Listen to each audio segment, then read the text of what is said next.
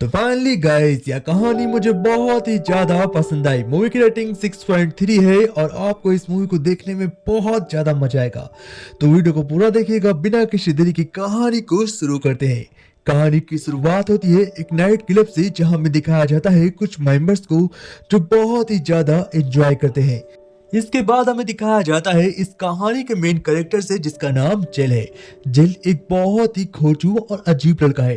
ये केवल खाता है, सोता है और उठता है और फिर सो जाता है, और ये पूरी तरीके से अपनी मॉम पर डिपेंडेंट होता है। तो अब हमें दिखाया जाता है इसकी मॉम को। जैसे ही वो कमरे के अंदर आती है तो उनकी आंखें फटी रह जाती हैं। वो कहती है, बेटा तुमने इस पूरे कमरे में इतनी गंदगी क्यों फैला कर रखी है? आपसे मैं तुम्हें कोई भी पैसे नहीं दूंगी। तुम्हें अपने खर्चे खुद उठाने होंगे। यह सुनकर जेल के पैरों तले जमीन खिसक जाती है। इसके बाद उसकी मॉम कहती है कि मैं तुम्हें आखिरी बार खर्चा करने के लिए कुछ पैसे दूंगी और इसके बाद मैं तुम्हारी कोई हेल्प नहीं करूंगी। तुम चाहो तो इसे ले सकते हो या तुम अभी जा सकते हो। वो कहता है, मॉम मैं जरूर लूंगा। और फिर वो जाता है इस रेस्टोरेंट के अंदर और अपनी मॉम के साथ एक अच्छा सा डिनर एंजॉय करता है कुछ पैसों के लिए। अब इसके बाद इसकी लाइफ कैसे बदलेगी, इसकी जिंदगी किस तरह से झंड होगी, हम आगे कहानी में देखेंगे। और एक खास पॉइंट दोस्तों, ये अपनी बिल्डिंग की सबसे ऊपर वाले फ्लोर की लड़की से प्यार करता है जिसका नाम होता है जैस्मिन। लेकिन ये जैस्मिन से बहुत ज्यादा डरता है। ना तो ये उससे मुलाकात कर पाता है और ना ही उसे डेट के लिए पूछ पाता है। तो कहानी यहाँ से बहुत ही ज्यादा इंटरेस्टिंग है। आशा करेंगे कि आपको पसंद आएगी और यहाँ से आप बहुत ही गौर से सुनिएगा, आपको बहुत ही ज्यादा मजा आएगा। तो हम देखते हैं कि हमारा कहानी का हीरो चल एक छोटे से क्लब में एक गार्ड की नौकरी करने के लिए जाता है। इससे पहले ही दिन बहुत ही ज्यादा डांट पड़ती है, लेकिन ये अपनी नौकरी नहीं छोड़ता क्योंकि इसके पास पैसे नहीं थे और जब तक पैसे नहीं आएंगे तो ये खाएगा क्या। इसीलिए जेल यहाँ पर मजबूरी में काम करता है और तभी वहां पर मैनेजर आ जाता है जिसका नाम थियो होता है। थियो उसे देखते ही कहता है, अपने फेस का रंग थोड़ा सा बदलो। तुम्हें अपने फेस पे इम्प्रेशन लाना होगा क्योंकि यहाँ पर जो भी क्लब के अंदर मेंबर्स जाते हैं वो बहुत ही खास होते हैं। तुम्हें उन्हें इंटर कराते हुए एक अच्छी सी स्माइल अपने फेस पर रखनी होगी। यह बात उसे बहुत ही गुस्से वाली लगती है क्योंकि पहली बार इतना जोर से किसी ने उससे बात की थी। और हमारा बेचारा हीरो निराश हो जाता है, लेकिन वह नौकरी नहीं छोड़ सकता था, इसलिए वह उसमें हाँ में हाँ मिलाता है और कहता है, बॉस ठीक है मैं ऐसा ही करूंगा। अब जब उसकी जॉब खत्म होती है तो वह सोचता है क्यों ना इस क्लब को अच्छी तरीके से घूम लिया जाए। इसलिए वह बेसमेंट में जाता है इस क्लब के पहले फ्लोर पे, जहां उसकी मुलाकात होती है कैट नाम की लड़की से। कैट से वह थोड़ी देर बात ही कर रहा होता है कि इतनी देर में मैनेजर वहां पर आता है और कहता है कि तुम यहाँ पर क्या कर रहे हो? वो कहता है कि मेरी जॉब खत्म हो चुकी है, अब मैं घर जा रहा था, मैंने सोचा क्यों ना यहाँ पर घूम लिया जाए। उसका बॉस कहता है कि तुम यहाँ पर फालतू में आए हो, तुम्हें नीचे नहीं आना चाहिए, तुम जैसों के लिए यहाँ पर कोई जगह नहीं है। अगर तुम मुझे दोबारा यहाँ पर दिखे दिए तो मैं तुम्हें जॉब से निकाल दूंगा। अब वो निराश होकर अपने घर लौट रहा था, मायूस और अकेला। उसे ऐसा लग रहा था कि ये दुनिया बहुत ही बुरी है। तभी हम देखते हैं एक साइकोलॉजिकल डॉक्टर को जो कि पागल होता है, यानी कि उसने अपनी डॉक्टरगिरी छोड़ दी है, उसका मेंटल हेल्थ बिल्कुल डिस्टर्ब होता है। तभी वह उसे एक थ्योरी पर काम करने के लिए बताता है। उसकी एक पर्सनल थ्योरी थी जिसमें कि वो बताता है कि अगर हम अपने सपनों में जीना शुरू कर दें तो हमारी रियल लाइफ बेहतर हो जाती है। अब ऐसा कैसे होगा? सोचिए कि आप एक बहुत ही गहरा सपना देखते हैं जिसमें कि आप वो हर चीज कर सकते हैं जो आप करना चाहते हैं। जैसे किसी लड़की को प्रपोज करना चाहते हैं तो आप रियल लाइफ में ऐसे डायरेक्ट नहीं कर सकते, परंतु आप सपने में उस लड़की के साथ डेट पर जाते हैं और वही कॉन्फिडेंस आपको रियल लाइफ में आपको एहसास दिलाता है कि आप ऐसा कर सकते हैं। तो यही एक थ्योरी होती है। इसी बेस पर वह उसे समझाता है और कहता है कि मैं तुम्हें लूसिड ड्रीम देखने के लिए कह रहा हूँ और इसके बाद तुम्हारी लाइफ बेहतर हो जाएगी। तो दोस्तों अब हम देखेंगे क्या इसकी लाइफ सच में इस ड्रीम से बेहतर होगी, क्या ये अपने सपनों की दुनिया से अपनी रियल लाइफ को बदल पाएगा। कहानी बहुत ही इंटरेस्टिंग होने वाली है। तो अब पहला डे बीत जाता है, उसे कोई भी ड्रीम नहीं आया था। तभी डॉक्टर जैसे ये सोकर उठता है, डॉक्टर दरवाजा खटखटाता है, ठक ठक, और कहता है, मैं अंदर आ सकता हूँ? कुछ देर सोचने के बाद हमारा जेल कहता है, ठीक है अंदर आ जाओ। और तभी हम देखते हैं डॉक्टर के हाथ में एक डायरी होती है जो बिल्कुल खाली थी। वो उससे कहता है कि तुम्हारे सपने में जो कुछ भी आएगा तुम इस डायरी में चुपचाप लिख दोगे, और यकीन मानो इस डायरी को लिखने के बाद तुम्हारे ड्रीम्स ऐसा लगेगा कि तुम सब कुछ रियल में महसूस कर रहे हो, तुम अपनी रियल लाइफ एक ड्रीम में जी लोगे। यह सुनने के बाद वो कहता है ऐसा हो सकता है तो मैं जरूर करूंगा, और वो उसकी डायरी ले लेता है। इसके बाद डॉक्टर वहां से निकल जाता है और हम देखते हैं जेल फिर से अपने काम पर जाता है, जहां इस बार उसका मैनेजर ठीक उसके सामने खड़ा था और कहता है तुम इस बेकार से थोपड़े के साथ लोगों का स्वागत करोगे। यह सुनने के बाद जेल को बहुत ज्यादा गुस्सा आता है। उसका मन कर रहा था कि वो अपने मैनेजर का सर फोड़ दे, लेकिन बेचारा जेल कुछ नहीं कर सकता। वो कहता है ठीक है सर, मैं कोशिश करूंगा, मैं मुस्कुराने की कोशिश करूंगा, और वो जबरदस्ती मुस्कुराहट से भरा चेहरा लोगों को दिखाता है। अब वो वापस अपनी शिफ्ट खत्म करके अंदर आता है और अपनी ड्यूटी से अलविदा लेता है और कहता है शायद अब मैं यहाँ से जा सकता हूँ।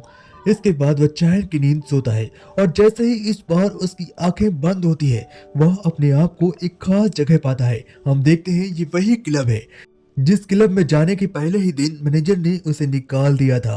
अब वह उस क्लब के अंदर था। उसकी पहली मुलाकात होती है एक लड़की से जिसका नाम कैट था। फिर उसके सामने जैस्मीन आती है, जैस्मीन जिससे वह बेइंतहा मोहब्बत करता है, लेकिन अपनी मोहब्बत को वह जैस्मीन को कभी बता नहीं पाता क्योंकि उसके अंदर बहुत ही ज्यादा डर भरा हुआ था।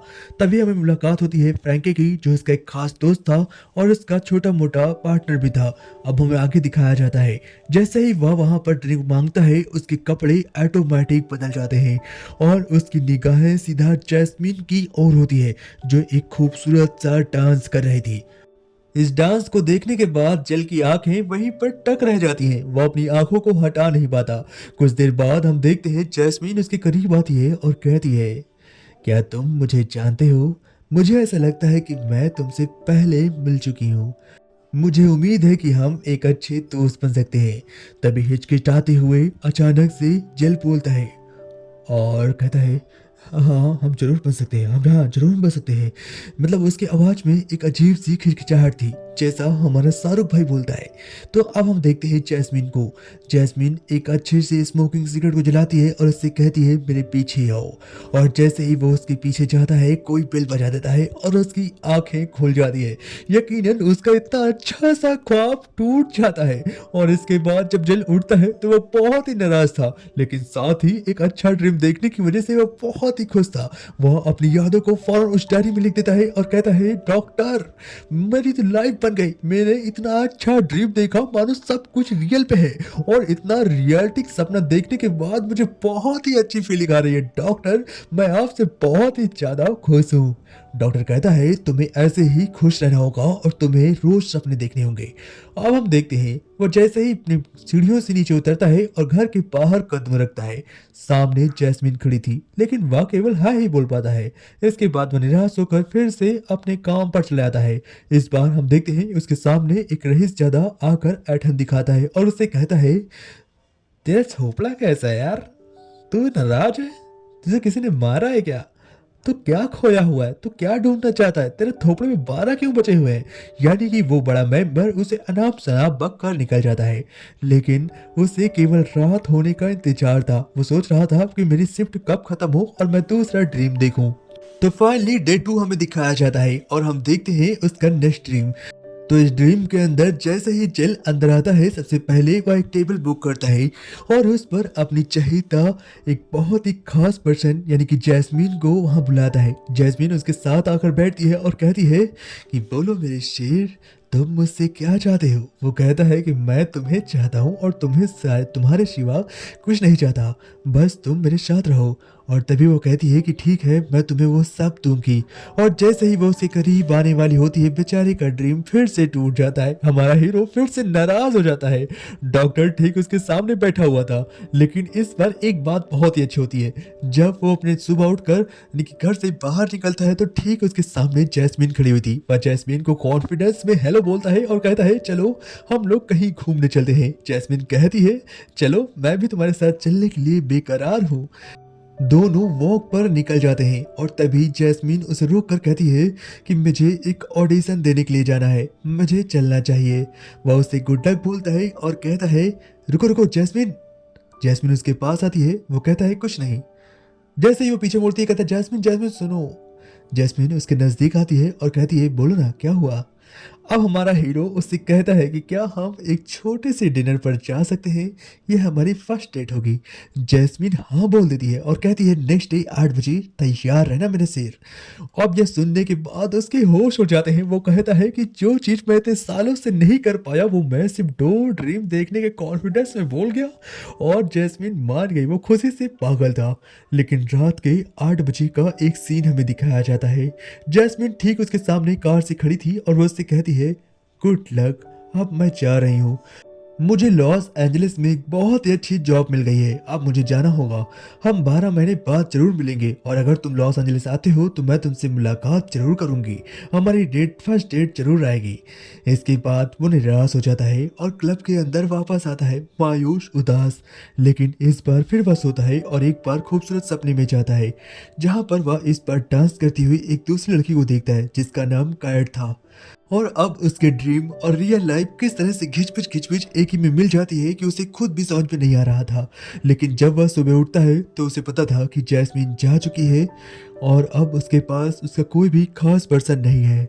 इसलिए वह मायूस होता है, उसके पास करने के लिए कुछ नहीं था। वह अपने यहाँ फिर से जॉब पर जाता है, उस गार्ड की जॉब पर। और इस बार जैसे ही मैनेजर उसे डांटने के लिए उसके सामने खड़ा होता है, वह उससे कहता है तुम भाड़ में जाओ, मुझे ये जॉब करनी ही नहीं है। वह अपनी जॉब को छोड़ देता है क्योंकि उसका मंथ पूरा हो गया था और उसे पैसे मिल चुके थे।